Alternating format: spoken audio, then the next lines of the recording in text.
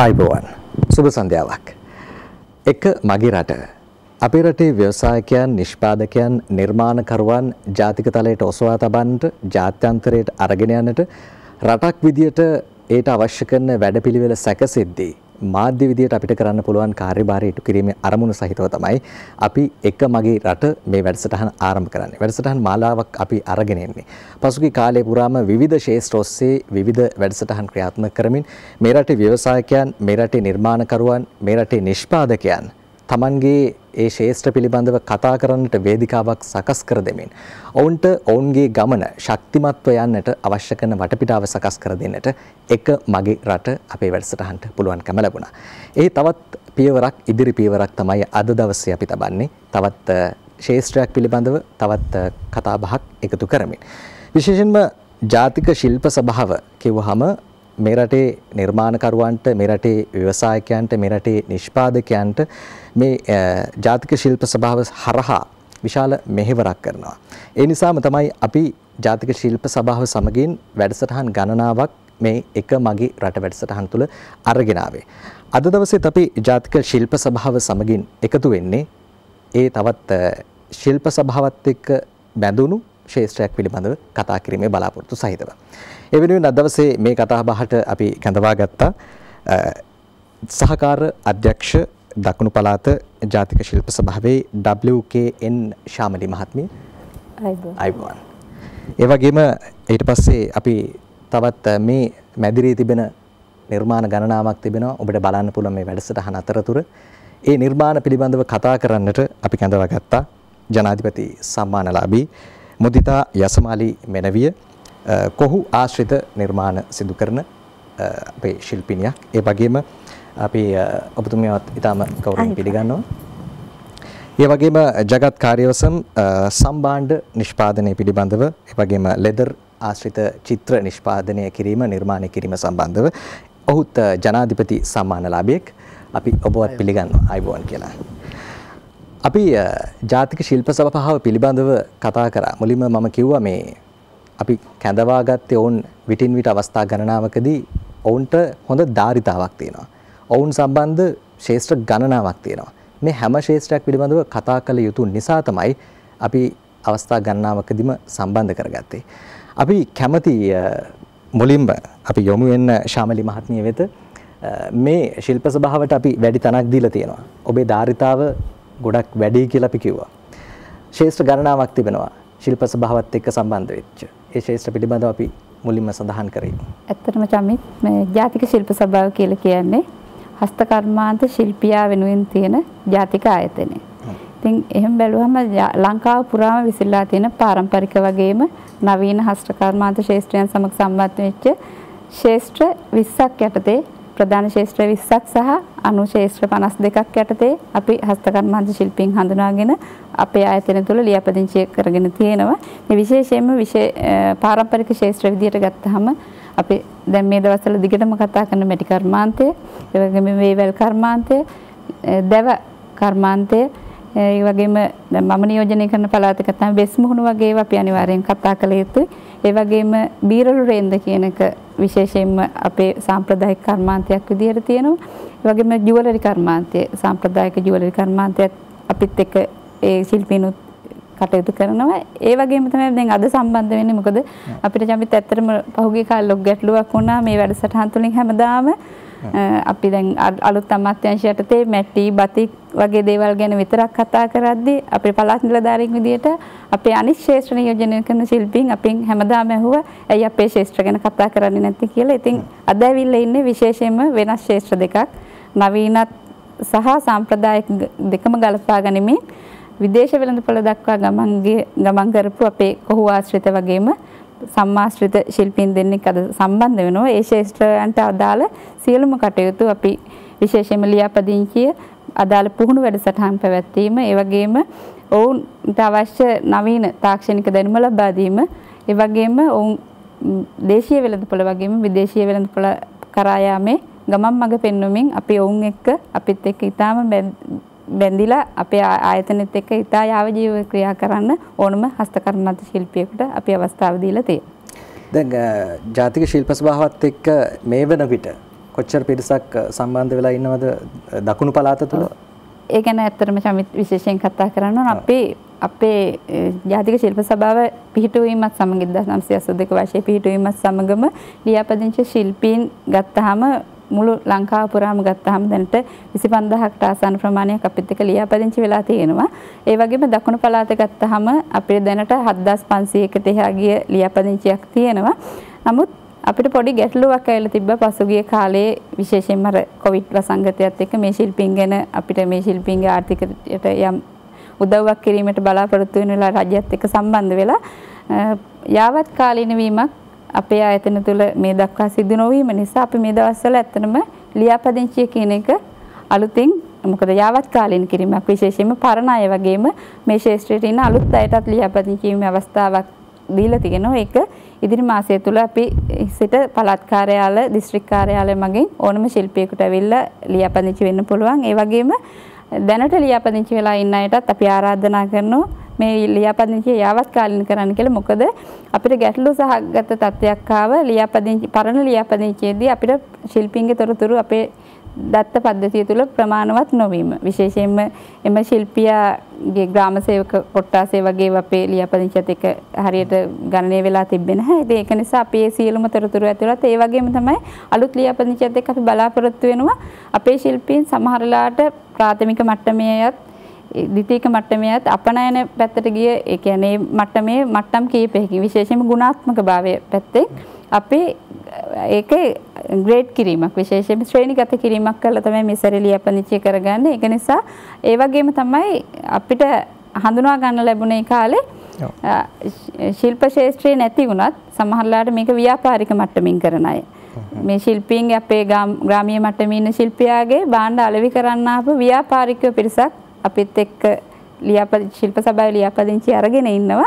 ඒකෙදි නිෂ්පාදකයෝ නෙවෙයි උන් අලෙවිකරුව අතරමැදියෝ ගමට ගිහිල්ලා බඩු එකතු කරන අය. ඔව්. ඉතින් ඒකෙදි ඒක ලියාපදිංචි වෙලා ශිල්පියෙකුගේ අවස්ථාව ඒගොල්ලෝ අරගෙන තියෙනවා. ඒකේ ශිල්පියෙකුට අපි ලබා දෙන සේවාව අපිත් මොකද අපි ලියාපදිංචියත් එක්ක අපිට ගොඩක් වෙලාට ඒක ගැටලු සහගත වෙලා තියෙන ලියාපදිංචියත් එක්ක ආවම අපිට නොදී ඉන්න බැරි සේවා සමහරලාට තියෙනවා අපේ. ඒක නිසා අපේ අලුත් සභාපතිතුමාගේ මුලින්ම මොකද දැන් අලුත් සභාපතිතුමෙක් අපිට ඇවිල්ලා ඉන්නවා ශිල්ප කලා ශිල්පයන්ටම ඒ ගැනම කතා කරන ඒ ශාස්ත්‍රයේම නියෝජනය කරන එතුමාගේ පළවෙනි සංකල්පයක් වුණා මේ ශිල්පීන් නිවැරදිව හඳුනා ගැනීම. මම හිතන්නේ අපි ඒක තමයි මුලින්ම කරන්න ඕන. අපි මේ හඳුනා නොගත්තා කියනක නෙවෙයි මේ දක්වා අපි හඳුනාගෙන අපිත් එක්ක යාවජීව වැඩ කරන ශිල්පීන් ඉන්නවා. නමුත් අපි නිවැරදිව හඳුනා ගැනීම කරන්න ඕන. ඒකෙදී අපි ශිල්ප සභාවේ ලියාපදිංචි කියන එක දැන් යාවත් කාලින කරමින් ඒ වැඩසටහනට සම්බන්ධ කරමින් අපි මේ තොරතුරු පද්ධතිය ඊටාම නිසියාකාරව පවත්වාගෙන යන්නත් ඒ වගේම අනිත් ගැටලුව තමයි අපිට ශිල්ප සභාවේ ලියාපදිංචි හැඳුනුම්පතක් තිබ්බත් අපේ හස්තකර්මාන්ත ශිල්පියා අපි ශිල්පියෙක් කියලා ලියාපදිංචි හැඳුනුම්පතක් ලබා දුන්නත් මේක අනිත් ආයතනේ විශේෂයෙන්ම රජයේ අනිත් තමන්ගේ කාර්යභාරය කරගන්න ගියම විශේෂයෙන්ම නීතිමය පැත්තෙන් දැව මැටි වගේ ශිල්පීන්ට මේ ශිල්ප සභාවේ ලියාපදිංචි හැඳුනුම්පත තිබ්බත් සමහර වෙලාවට තමන්ගේ කටයුතු කරගෙන යන්න බෑ. නිර්මාණ අරන් මේගොල්ලන්ට යන්න බැරි වුණාට අපි ශිල්පියෙක් විදිහට තහවුරු කරලා හැඳුනුම්පත දුන්නට ඒක පිළිගැනීම පොඩි අඩුවක් තියෙනවා අනිත් ආයතනවල අපි දැනගත්තට. ඒක නිසා අපි ඒකට මොන හරි යාන්ත්‍රණයක් සකස් කරලා තියෙනවද? ඇත්තටම මේ ශිල්ප සභාවේ අපි දැන් අනිකුත් අමාත්‍යාංශ අනිකුත් රාජ්‍ය ආයතන විශේෂයෙන්ම නීතිමය ගැටලු තියෙන රාජ්‍ය මොකද අපේ ශාස්ත්‍ර තියෙන විශේෂයෙන්ම අමුද්‍රව්‍ය ප්‍රවාහනය සමහර වෙලාවට අමුද්‍රව්‍ය මේ නිර්මාණ අලෙවි කර ගැනීමේදී මේ ප්‍රවාහනය කර ගැනීමේදී ලොකු ගැටලු ටිකක් තියෙනවා අපේ ශිල්පියාට. ඉතින් හැමතිස්සෙම මෙයාලට මේ අරන් යන්න මේ බලාත්මක කිරීම විශේෂයෙන්ම ශිල්ප සභාවේ හැඳුනුම්පත අතතිව යන්නේ හස්තකර්මාන්ත ශිල්පියෙක්ම තමයි. මේ ශිල්පියා නිර්මාණ කරේ අරගෙන යන්න ඕනේ අතේ අරගෙන යන්න ඕනේ මේ හැඳුනුම්පත තියෙනවා නම් ඒ හැඳුනුම්පත තියෙන මේ ශිල්පියාම තමයි මේ ශාස්ත්‍රීය නියෝජනය කරන. ඒකට එයාට නීතිමය පැත්තෙන් තියෙන ඒ වගේම අනිත් අපහසුතාවවලින් මිදෙන්න මේක හැඳුනුම්පත සමහරවිට අපි ලයිසන් එක දැන් අපි දකිනවා දැන් මේ නිර්මාණ ගොන්නක් අරගෙන එනවා. සමහර වෙලාවට සියුම්ව කරන නිර්මාණයක් වෙන්න පුළුවන්.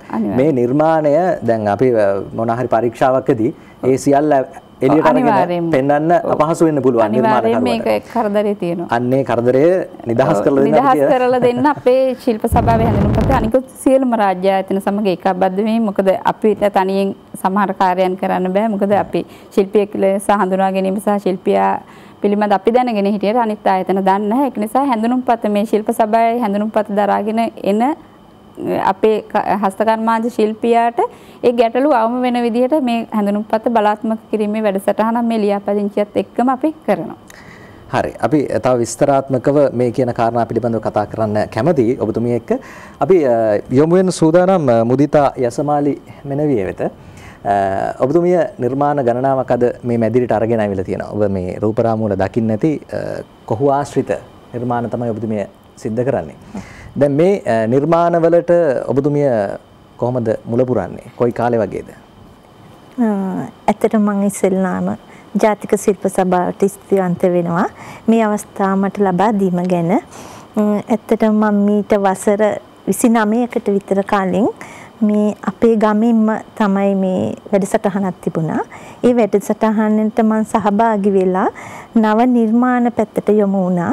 ඉතින් නව නිර්මාණ පැත්තෙන් ඊළඟට අමුද්‍රව්‍ය ගමීම තිබුණා. ඒ හින්දා මගේ ආසාව වැඩි වුණා මේ පැත්තට යන්න ඕනි කියලා. ඊළඟ අධ්‍යාපනයත් අතරමඟ නතර කරලා නව නිර්මාණ පැත්තට මම යොමු වුණා. මොකක් හරි ආభాෂයක් ගෙදරින් ලැබුණද නැත්නම් සමහර වෙලාවට නිර්මාණ බිහි වෙන්න විවිධ ශාස්ත්‍රයන් වලට යොමු වෙන්න ගෙදරින් ආభాෂය ලැබෙනවා ඒ වගේ එහෙම තත්ත්වයක් තිබුණද නැත්නම් ඔබම කල්පනා කරලා මේ ශාස්ත්‍රය හොඳයි කියලා තෝරගත්තා නෑ අපේ ගෙදර පරම්පරාවේම නැහැ. නමුත් මගේ ආසාව නිසා මම මේ ශාස්ත්‍රයට යොමු වුණා. අමුද්‍රව්‍යත් ගමීම තිබුණා. ඒ හින්දා මම මේ ශාස්ත්‍රයට කැමැත්ත දැක්වුවා.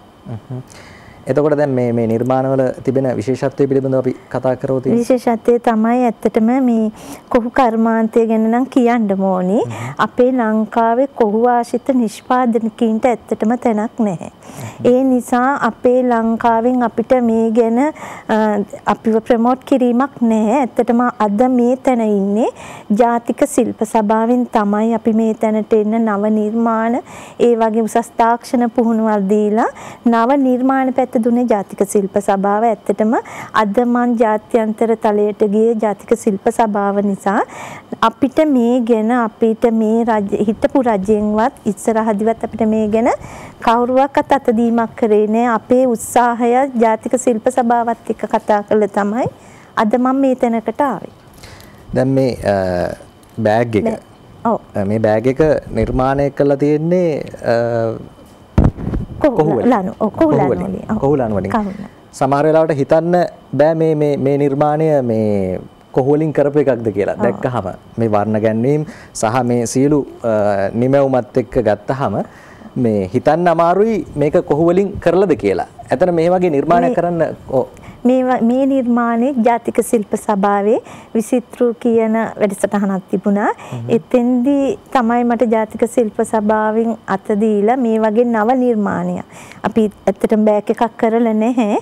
නව නිර්මාණයක් විදිහට මට බෑග් එකක් නිර්මාණය කරන්න දුන්නේ. ඇත්තටම ටිකක් අමාරු වුණා. අමාරු වුණත් මගේ නිර්මාණ කොහොවාසිත නිසා මම ඒක මේ කරේ නෑ. මම කොහොම හරි ඒ දෙක කරා. මගේ ලොකු ප්‍රමාණයක් ඩුබයි රටට මං යවලා තියෙනවා. හොඳ ඉල්ලුමක් ඒ රටින් තියෙනවා මේ බෑග් වලට. දැන් අපි සාමාන්‍යයෙන් අපි දකින්නේ මේ කොහු ආශ්‍රිත නිර්මාණ කිව්වහම කොහු ආශ්‍රිත නිෂ්පාදන කිව්වහම පාපිස්සක් එහෙම නැත්නම් කොස්සක් මේ වගේ එහෙම නැත්නම් අපි පිස්නයක් මොනවා හරි බ්‍රෂ් එකක් ඒ වගේ දෙයක් තමයි කොහු ආශ්‍රිතව නිර්මාණය වෙනවා අපි දකින්නේ බොහෝ විට. හැබැයි මේ වගේ නිර්මාණයක් කරන්නට මනස හැදෙනවා කියන එක සහ මේ වගේ අලුත් නිර්මාණ වෙත යොමු වෙන්න ඔබේ මනස සකස් වෙනවා කියන එක විශේෂයක්. ඒක ඔබටම ආවේනික කාරණාවක් වෙන්න පුළුවන්. මේමයි මට ඕනම නිර්මාණයක් මේ තියෙන්නේ මට ඕනම නිර්මාණයක් මට චිත්‍රයක් පොඩි චිත්‍රයක් දැන් අපි බලමු මේ පිටිපැත්තේ තියෙන මොනරා මට දුන්නේ හාෆ් ෂීට් එක පොඩි චිත්‍රයක්. නමුත් මම ඒක අඩි 6ක් උසටත් අඩි 3ක් පළලටත් ඒ චිත්‍රේ හැදුවා. හදලා මම ඒක වෝල් හැංගර් එකක් විදිහට හැදුවා. ඉතින් ඇත්තටම මට ඒක ජනාධිපති සම්මාන ලැබුණා. මට ඕනම චිත්‍රයක් දැක්කම ටක් ගාලා ඒක කොහුලනුවට නම් පාපිස්නකටද වෝල් හැංගර් එකකටද නිර්මාණය කරන්න පුළුවන්. අපි කතා කරමු තව ඉදිරියට අපි වෙලාව බලලෙමු ඊට පස්සේ මේ නිෂ්පාදන මේ නිර්මාණ පිළිබඳව තවදුරටත් කතා කරමු. දැන් මේ නිර්මාණ ඔබ එකින් එක සිද්ධ කරලා දැන් කාලයක් තිස්සේ මේ නිර්මාණ සිද්ධ කරනවා. කොච්චර කාලයක් මේ නිර්මාණ දැන් කරන්න පටන් අරගෙන මේ වෙනකොට කොච්චර කාලයක් වෙනවද? අවුරුදු 29ක්. අවුරුදු 29ක් නිර්මාණ සිද්ධ කරා. නමුත් මම එක්ස්පෝර්ට් සම්පූර්ණ අවුරුදු 29ම එක්ස්පෝර්ට් මාකට් එකට තමයි යැව්වේ. ඒ යැව්වේ වෙන ගැනුම් හරකරුවෙකු හරහා. නමුත් මම ඍජුවම දැන්ට වසර 2ක් ඇතුළත ජර්මන් රටට මේව එක්ස්පෝර්ට් කරනවා. හරි. අපි ඒ පිළිබඳව තවදුරටත් කතා කරමු. මේ නිර්මාණ බොහොමයක් තිබෙනවා. මේ මැදිරිය පුරාම විසිරුවලා මේ පිටිපස්සේ නිර්මාණ ගණනාවක් තිබෙනවා. අපි ඊට පස්සේ සූදානම් ජනිත් කාර්යවසම් ජනාධිපති සම්මානලාභී සම්භාණ්ඩ නිෂ්පාදන ඒ වගේම ලෙදර් නිෂ්පාදන චිත්‍ර සම්බන්ධයෙන් ප්‍රවීණෙක්. ඇයි මේ වගේ ශාස්ත්‍රයක් වෙත තෝරගන්න කල්පනා කරේ? ඉස්සෙල්ලාම ජාතික ශිල්ප සභාවට ස්තුතිය බදා කරන්න ඕනේ මම මේ රටතරණට යොමු කළාට. ඇත්තටම මම පාසල් යන කාලේ ඉඳන්ම චිත්‍ර කළේ. ඊට පස්සේ ආල බටලිය පුරාවිද්‍යාලයේ අවුරුදු 2ක පාඨමාලාවක් හදවුවා චිත්‍ර මූර්ති කැටයම් පිළිබඳ. ඊට පස්සේ මැණික් සම්බන්ධව චිත්‍ර කිරීමේ ආයතනයකට යොමු වෙලා වැඩ කළා. ඊට පස්සේ ඇත්තටම මේකේ ආරම්භය කළේ මගේ නෝනා 2018 වර්ෂයේදී ජාතික ශිල්ප සභාවට බැඳිලා ඇය තමයි ඉස්සෙල්ලාම මේ සම්භාණ්ඩ වලින් මේ චිත්‍රයක් නිර්මාණය කළා ජාතික ශිල්ප සභාවේ 2018 වර්ෂයේ ජනාධිපති සම්මානය ලැබුවේ. ඊට පස්සේ ඈත් එක්ක එක්ව වෙලා මම දිගටම වැඩසටහන කරන් ගියා. 2019 දී මම ජනාධිපති සම්මානය මට හම්බුණා. ඒකින් දැන් ගොඩක් අවස්ථාවලදී ගොඩක් කට්ටිය සම්භාණ්ඩ කියලා ඇත්තටම නිෂ්පාදනය කරන්නේ බෑග්, පර්ස්, මේ බෙල්ට් වගේ දේවල්. නමුත් අපි එතනින් එහාට පොඩ්ඩක් දේ හිතලා චිත්‍ර කියන දේ පොඩ්ඩක් ඉස්සරහට මේ කරගෙන යන්න ඕන හින්දා චිත්‍ර කියන අංශය පොඩ්ඩක් ප්‍රගුණ කළා.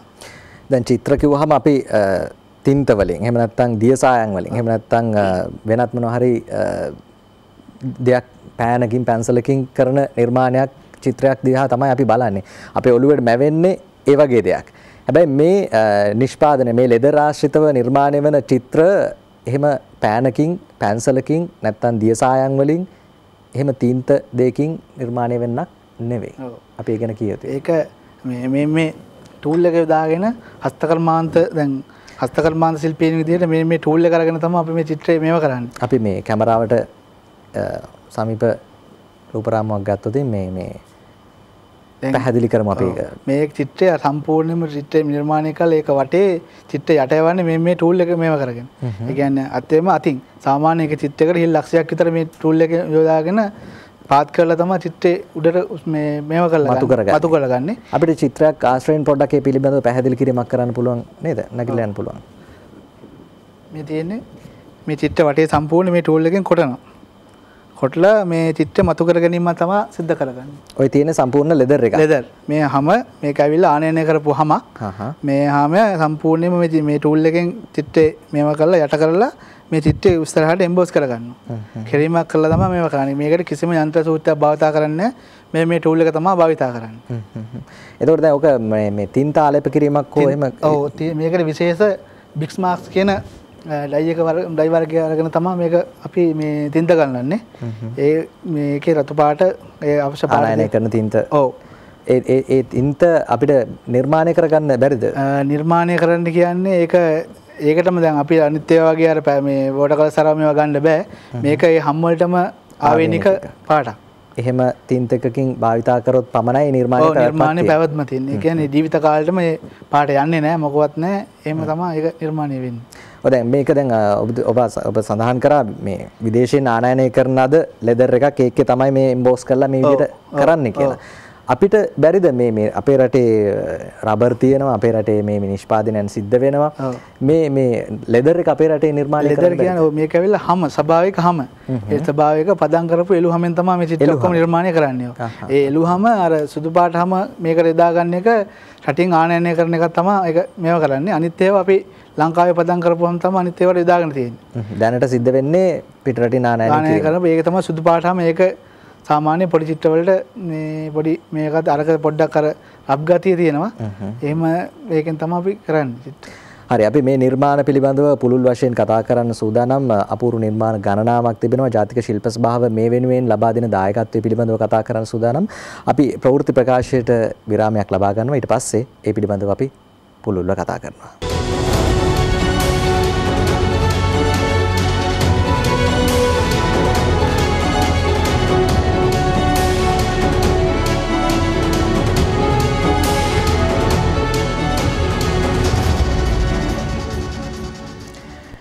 අපි එකමකේ රට වැඩසටහනේ ඉන්නේ. දැන් පිට රටින් එන දෙයට අපි වැඩි තැනක් දෙනවා. නැත්නම් පිට රටින් ලංකාවට ආවහම දෙයක් අපි ඒ දෙයට වැඩි වටිනාකමක් අගයක් දීලා අපි බාර ගන්න සූදානම් වෙලා ඉන්නවා.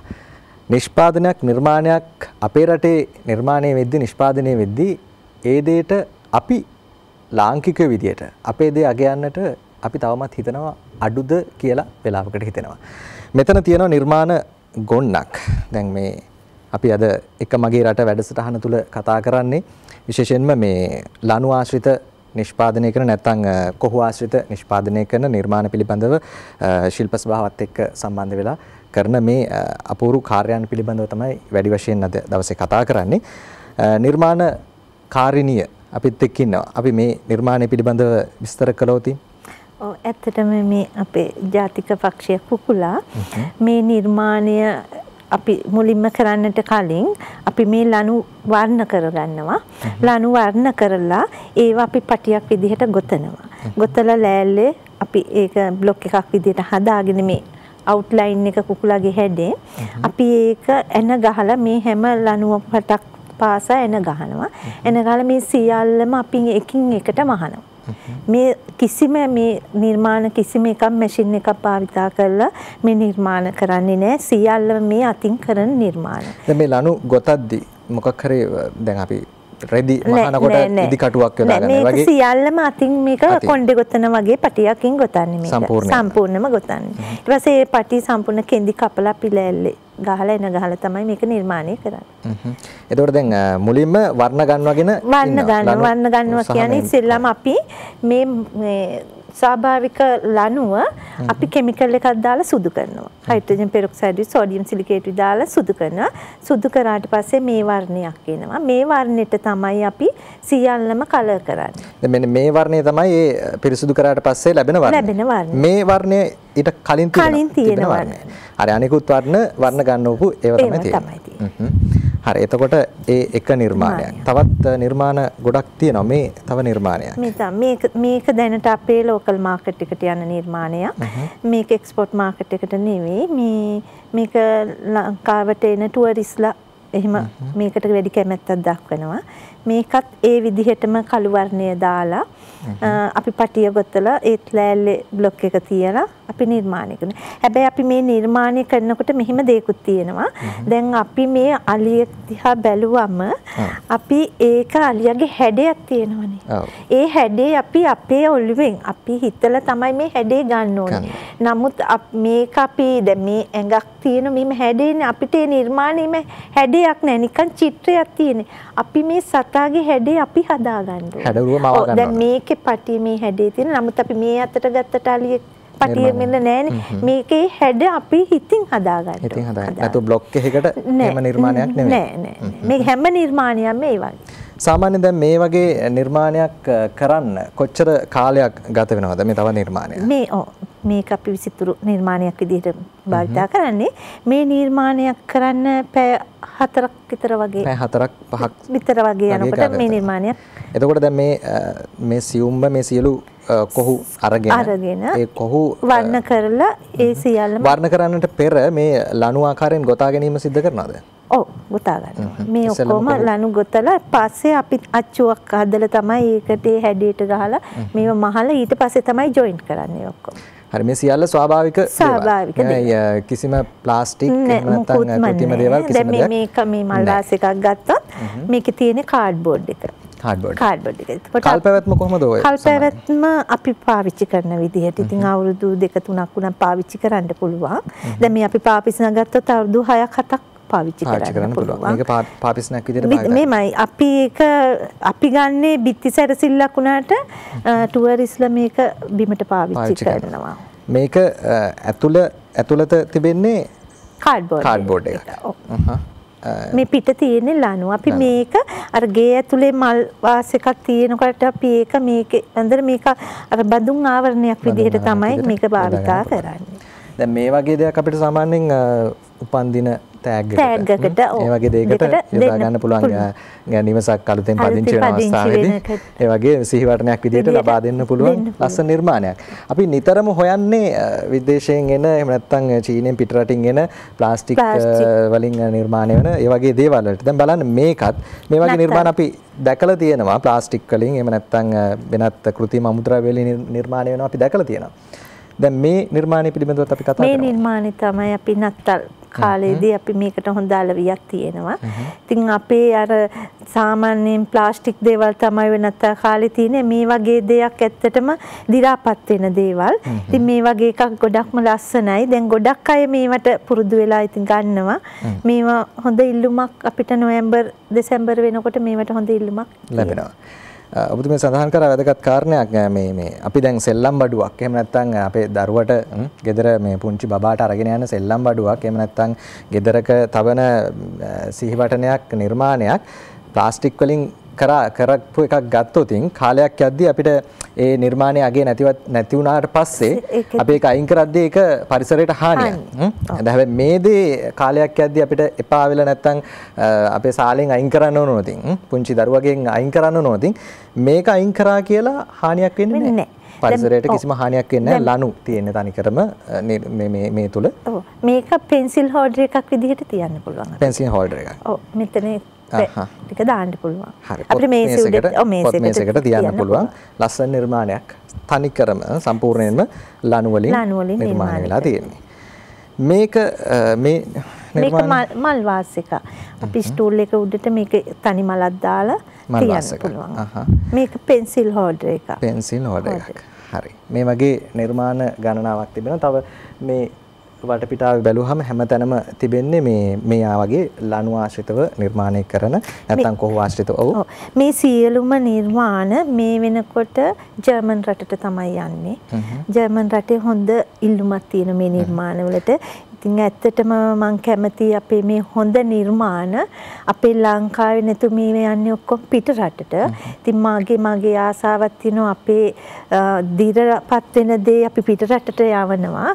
පිට රට නොදිරන දේ අපි ලබා ගන්නවා. මම ගොඩක් ඉල්ලීමක් කරන මේ නව රජයෙන් අපේ මේ දේශීය අමුද්‍රව්‍ය යොදාගෙන කරන නිර්මාණ අපේ දේශීය වෙළඳපොළටත් මේක පුළුල් කරලා අපේ මේ රටේම මේ නිෂ්පාදන තව වැඩි දියුණු කරලා අපේ රටටම පරිහරණය කරන්න මේ අවස්ථාවක් කරගෙන අපිට මේ දේ ඉදිරියට කරන්න තැනක් ලබා දෙන්නේ කියලා තමයි මම ඉල්ලන්නේ.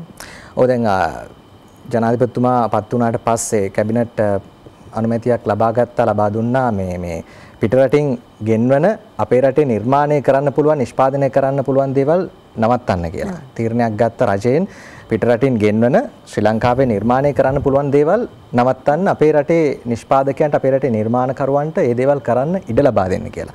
ඒ තීරණයත් එක්ක මම හිතන්නේ දැන් හොඳ ගමනක් අපිට යන්න අඩිතාලම වැටිලා තිබෙනවා. ඔබට ඒ වෙනුවෙන් හොඳ ගමනක් යන්න මේ ඇත්තටම ඉතින් අපිට මේ ශේෂ කොහුවාසිත ශේෂයට අදාළ රජයේ ආයතන කීපයක් තියෙනවා.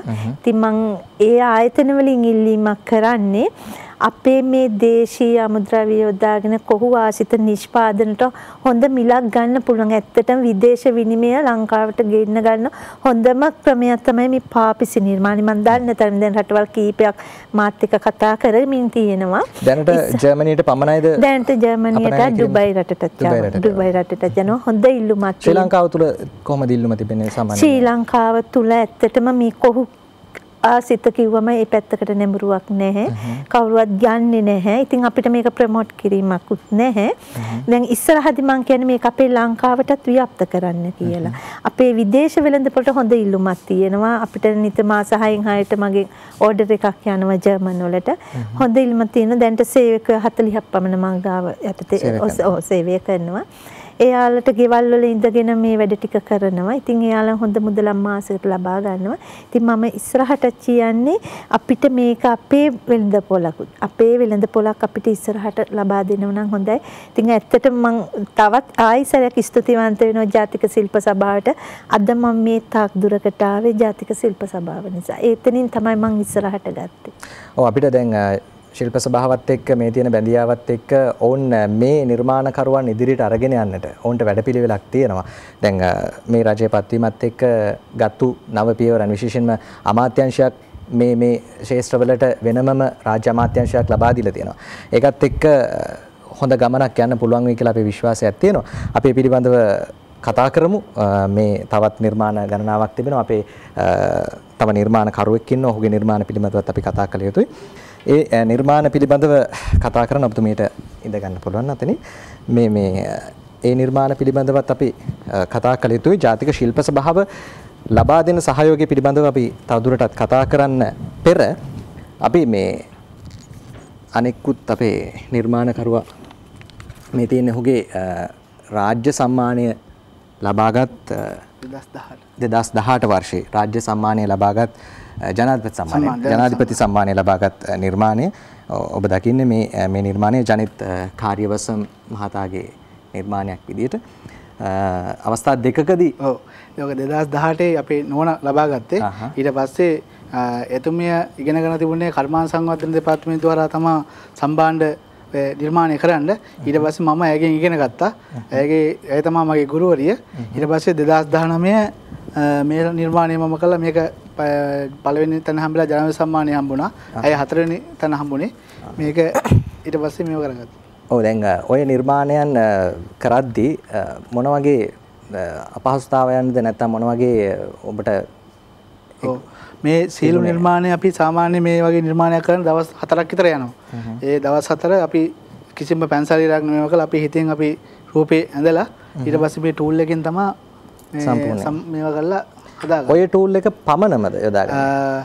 මීට සමාන ටූල් එකකින් අපි හදා ගන්නවා මේ ඇටේලියෙන් අර මේකෙන් තමයි යට ප්‍රධාන වශයෙන් යට කරන්නේ. නමුත් මේක අර අපි හස්තකර්මාන්ත ශිල්පයෙන් ඉඳ නැත්තම් මේකේ සාමාන්‍යයෙන් එක එකනා ඔය කරන්ට් එකෙන් වැඩ කරන මේවා හදා ගන්න පුළුවන්. නමුත් අපි මේක අපේ අතිම නිර්මාණය කළ යුතු නිසා අපි මේකෙන්ම තමයි නිර්මාණය කරන්නේ.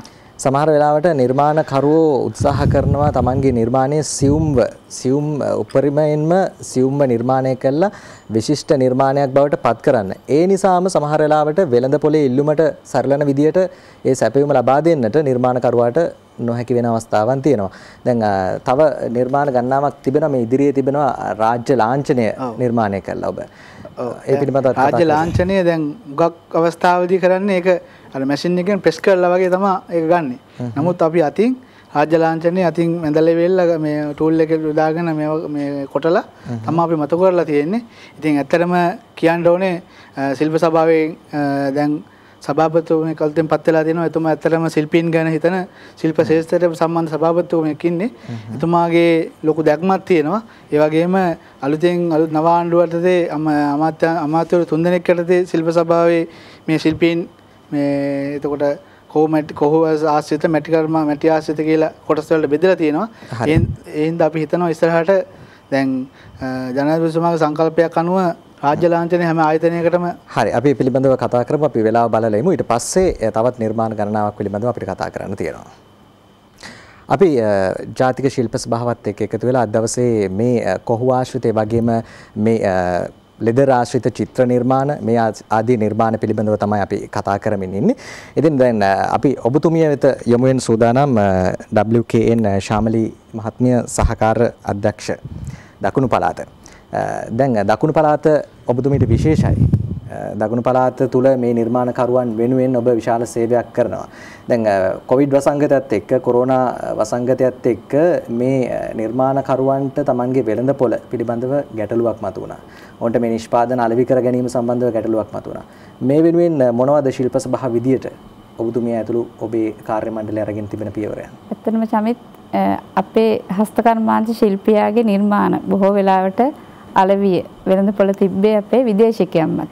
විශේෂයෙන්ම දකුණු පළාත ගත්තාම වෙස් මුහුණු කර්මාන්තය, දැවකටයම් කර්මාන්තය, බීරල් රෙන්ද වගේ ඒ සාම්ප්‍රදායික කර්මාන්ත බොහෝ වෙලාවට තිබ්බේ එයාලගේ ඉල්ලුම තියෙන නිර්මාණ වලට විදේශිකයන්ගේ. විදේශිකයන් අරමුණු කරගෙන තමයි මේගොල්ලෝ භාණ්ඩ නිෂ්පාදනය කරන්නේ.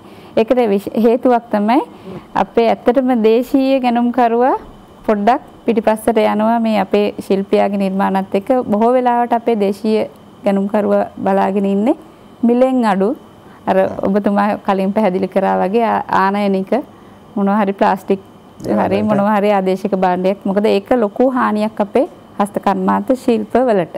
ඉතින් දැන් ඇත්තටම අලුත් වැඩපිළිවෙල අපිට අලුත් අපේ ජනාධිපතිතුමාගේ සංකල්පයක් තියෙන දේශීය කර්මාන්ත නගා සිටවන්න ඕන. ඒකට අපිට අමාත්‍යාංශයක් නම් කරලා තියෙනවා. ඉතින් ඒකෙදි පහුගිය වැඩසටහන් වල වගේම ජාතික ශිල්ප සභාවේ පසුගිය කාලයේ කරපු මේ අලවි ප්‍රවර්ධන වැඩසටහන් වගේම විශේෂයෙන් අපේ ආයතනයක් විදියට දැන් මේ අහිමි වෙච්ච වෙළඳපොළ හොයලා දෙන්න අපිත් යම් ක්‍රියාවලියක් අනුගමනය කරමින් යනවා.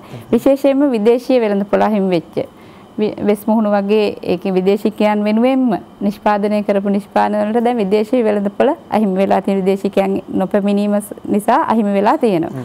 ඒක නිසා අපි මේ දවස්වල විදේශීය වෙළඳපොළ සොයා ගැනීම වැඩසටහනක් ක්‍රියාත්මක කරමින් යන මේ ඒ වෙනුවෙන් අපි e-marketing e-commerce වෙබ්සයිට් එකක් අපි ඕපන් කරනවා මේ සැප්තැම්බර් මාසයේ 16 17 අපේ විශේෂයෙන්ම අලෙවි ප්‍රවර්ධන වැඩසටහනක් තියෙනවා. සියලුම හස්ත කර්මාන්ත ශිල්පීන්ගේ නිෂ්පාදන වලට අලෙවි අවස්ථාව දෙනවා. අපි දියත උයන පරිශ්‍රයේ විශාල අලෙවි සල්පිලක් පවත්වන්න සියලුම කටයුතු සැලසුම් කරලා තියෙනවා සැප්තැම්බර් 16 17 දෙදින. ඒ දෙදිනම ඊට සමගාමීව අපි e-marketing ඒ වෙබ්සයිට් එක ඕපනින් එකේදා ලොන්ච් කරනවා. අපි ඒ දිනේට අපේ විශේෂයෙන්ම අපේ අමාත්‍යවරුන් කැබිනට් අමාත්‍යවරුන් අපේ අමාත්‍යාංශයක් තියෙන කර්මාන්ත අමාත්‍යාංශය යටතේ රාජ්‍ය අමාත්‍යාංශයක් තියෙන විෂය පතේම වෙන් වෙච්ච. ඉතින් අපේ අමාත්‍ය කැබිනට් අමාත්‍යතුමා මේවල් විරංශ මැතිතුමා ඇත්තටම ලොකු සහයෝගයක් දක්වනවා හස්ත කර්මාන්ත ක්ෂේත්‍ර වෙනුවෙන්.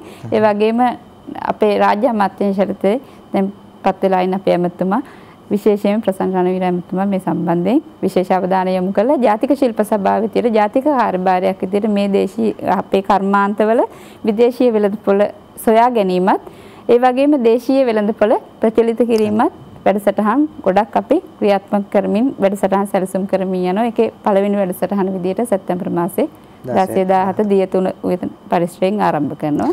16 17 ඔන්න දියතුන පරිශ්‍රයට ආවතින් ඔබට මේ හස්ත කර්මාන්ත නිර්මාණ පිළිබඳව දැනගන්න දැකගන්න ඒ වගේම ඒවා මිලදී ගන්න සහ ඔවුන්ට මේ දේශීය නිර්මාණකරුවන්ට ව්‍යාපාරිකයන්ට ඔවුන්ට සහයෝගයක් ලබා දෙන්න ඔබට පුළුවන්කම ලැබෙනවා. ඒ පිළිබඳව තමයි එතුමිය සඳහන් කරේ. දැන් ඔබතුමිය සඳහන් කරා විදේශීය වෙළඳපොළ සොයා ගැනීමට මහන්සි වෙනවා කියලා. අපිට දේශීය දැන් අර අපේ නිර්මාණ ශිල්පිනිය සඳහන් කරා දේශීය වෙළඳපොළ අපිට තැනක් හදලා දෙන්න කියලා. විදේශීය වෙළඳපොළම ඉලක්ක කරන්නේ නැතුව. ඒ වෙනුවෙන් මොනවත් වැඩපිළිවෙලක් ජාතික ශිල්ප සභාවෙන් නැද්ද? ඇත්තටම ජාතික ශිල්ප සභාවෙන් අපි අපේ කාර්යපටිපාටියේද දේශීය අලෙවිපොළ කියන එක අපි අලෙවිපොළ අවස්ථා ලබා දීම තමයි අපි ශිල්පීන් වෙනුවෙන් කරන්නේ.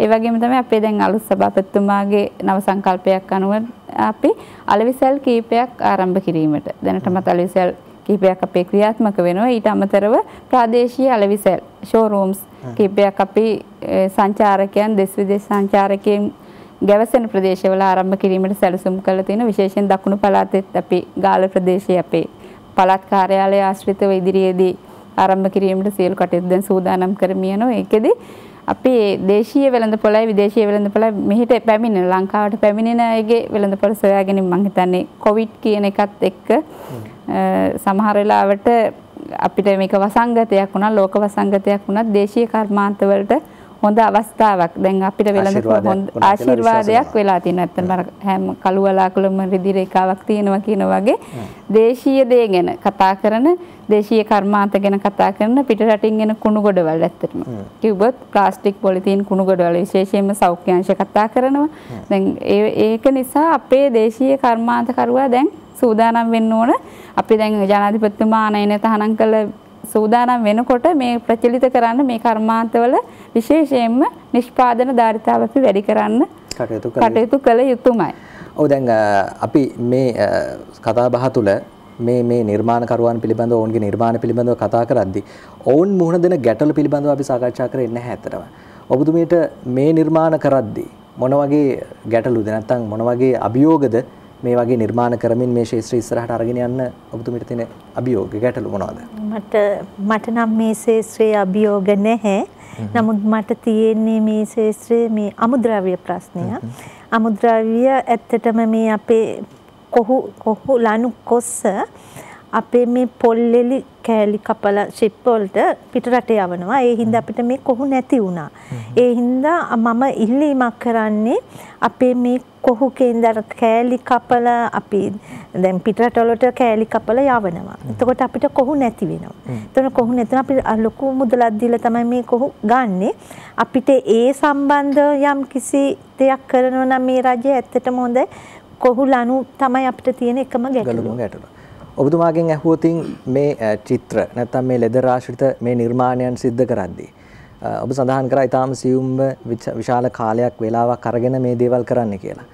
මොන වගේ ගැටලුද මේ ක්ෂේත්‍රය තුල ඔබ දකින්නේ? අලෙවි කිරීම සම්බන්ධව තමයි ලොකුම ගැටලුව තියෙන්නේ. දැන් ජාතික ශිල්ප සභාවේ මොළගොඩ ෂෝරූමයක් කරලා තියෙනවා. ඒකෙත් අපි බඩු දාලා තියෙනවා. ඒ වගේ අපිට අලෙවිය සම්බන්ධව මොකක් හරි මේ වැඩසටහනක් වැඩ පිළිවෙලක් තියෙනවා. මම ඒකයි අර කිව්වේ ඇත්තටම රාජ්‍ය ලාංඡනයේ ඇත්තටම රාජ්‍ය හැම ආයතනයකටම ශිල්ප සභාව හරහා අපේ සම්බාධන ශිල්පී ගොඩක් ඉන්නවා ලංකාවේ හැමතැනම එක එක දිස්ත්‍රික්ක මට්ටමින්. එහෙම දිස්ත්‍රික් මට්ටමින් අපේ සම්බාධන නිෂ්පාදනය කරන කට්ටියන්ගේ හරහා හරි අපිට එහෙම රාජ්‍ය ලාංඡනයේ රාජ්‍ය ආයතන වල ලබා දෙන්න පුළුවන් නම් ශිල්ප සභාව හරහා ඒ ශිල්ප සභාව මේ මූලිකත්වය කරලා එතකොට අපිට අලෙවි ගැටලුවක් නැති වෙයි කියලා හිතනවා. එහෙනම් මොකක් හරි අලෙවියක් තමයි සදා ගන්න අවශ්‍යතාවය තියෙන්නේ.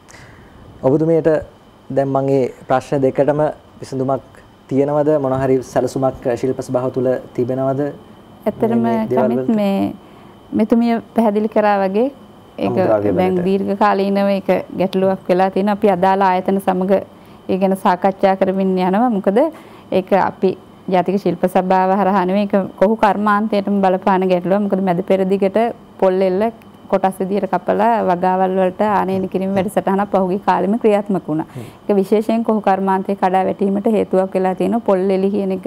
මොකද අඩු ලොකු මුදලකට විකිනලා කොහු ලණුව කියන එක නිෂ්පාදනය වෙන දැන් අපි ඒ අදාළ ආයතනත් එක්ක ඒ සම්බන්ධයෙන් ඒ කටයුතු සිදු කරමින් යනවා. ඒ වගේ තමයි මෙතුමා කිව්වා වගේ අලෙවි සැල් කියන එක ආරම්භ කරමින් යනවා. ඒ අතරෙම අපි වෙනද වාර්ෂිකව මීට කලින් අපේ හැමදාම වාර්ෂිකව පළාතෙන් පළාතට විශේෂයෙන්ම කුලියාපිටිය මහනුවර ඒ වගේම ගාල්ල කොළඹ ආශ්‍රිතව අපි අලෙවි සල්පිල් ගොඩාක් සංවිධානය කරනවා පසුගිය කාල සීමාව තුළ. නමුත් දැන් මේ වසංගත තත්ත්වයත් එක්ක ඒව අහිමි වෙලා තිබ්බා. නමුත් දැන් අවසර ලැබිලා තියෙන සෞඛ්‍ය අංශ වලින් ඉදිරියේදී දැන් දියත ආරම්භ කරාට පස්සේ ප්‍රාදේශීය අලෙවි සල්පිල් විශේෂයෙන්ම දේශීය වෙළඳපොළ ජය ගන්න දේශීය වෙළඳපොළේ දේශීය පාරිභෝගිකයන්ට ශිල්පියා වෙතින්ම හස්තකර්මාන්ත නිෂ්පාදන ශිල්පියා වෙතින්ම නිෂ්පාදන මිලදී ගන්න ඇණවුම් ලබා දෙන්න ඒ අවශ්‍ය සම්බන්ධීකරණය කරගන්න ඒ අලෙවි පොළවල් ඒ ස්ථාන විවිධ ස්ථානවල සැලසුම් කරලා තියෙනවා. ඒව ඉදිරියට අපි මේ දියතුණෙන් පස්සේ සියලුම දේවල් කුලියාපිටිය වගේ ප්‍රදේශවල ලොකු අලෙවි පොළවල් ටිකක් තියෙනවා අපේ. හරි අද අපි ජාතික ශිල්ප සභාවත් එක්ක එකතු වෙන මේ නිර්මාණකරුවන් පිළිබඳව මේ නිර්මාණ පිළිබඳව කතා කරේ.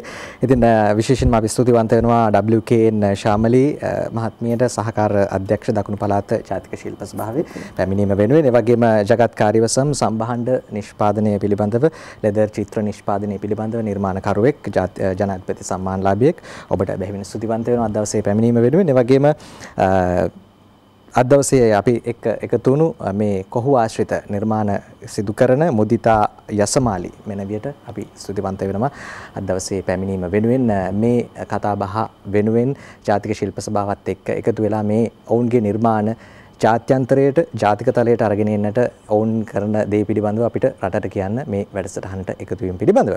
විශේෂයෙන්ම අපි සඳහන් කළ යුතුයි මේ නිර්මාණකරුවන් මේ රට තුල ගොඩනැගෙන්නට එහෙම නැත්නම් මේ නිර්මාණවලට තැනක් ලැබෙන්නට සහ අපේ දේ අගයන්නට අපේ දේට වටිනාකමක් ලැබෙන්නට නම් අපි මිනිස්සු විදියට ඒ ඔවුන්ගේ නිර්මාණ නිෂ්පාදන අපි ලබා ගත යුතුයි.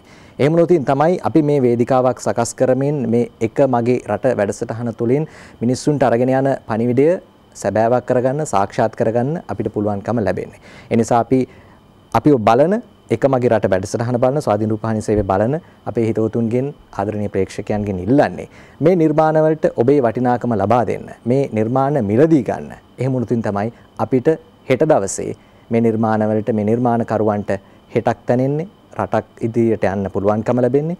අවසානයේ අපි රටක් විදියට ජාත්‍යන්තරය තුල මේ නිර්මාණස්සේ ඉදිරියට යන්න පුළුවන්කම ලැබෙන්නේ. ඒ අරමුණ වෙනුවෙන් ඔබේ යුතුයකම ඔබ ඉටු කරાવી කියන විශ්වාසය සහිතව අද එක මගේ රට වැඩසටහනින් අපි සමුගන්නවා.